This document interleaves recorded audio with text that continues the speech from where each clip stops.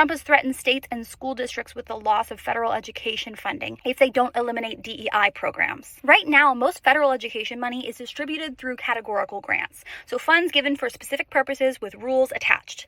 The money is legally required to go towards specific needs, and it often supports the very students that DEI programs serve. But if Trump shifts federal funding into block grants, that's a lump sum with few strings attached, it becomes much easier for them to threaten to withhold that funding unless states comply with federal demands like blocking DEI. So what's at stake right now is tens of billions of dollars, support for vulnerable student populations, and federal protections that are tied to civil rights and equity. And granted, Trump might not have a real plan at all. I mean, he's contradicting himself. He says he wants to eliminate the Department of Education to reduce federal involvement, but he also wants to use federal education funding as leverage to enforce his political agenda, and you cannot do both. He also legally cannot dictate curriculum. Per the Elementary and Secondary Education Act, the federal government is prohibited from controlling or directing instruction, curriculum, or standards in schools.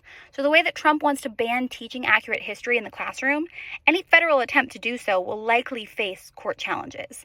And just in general, he hasn't said which funding he'd cut or withhold. He just has said he would cut or withhold funding.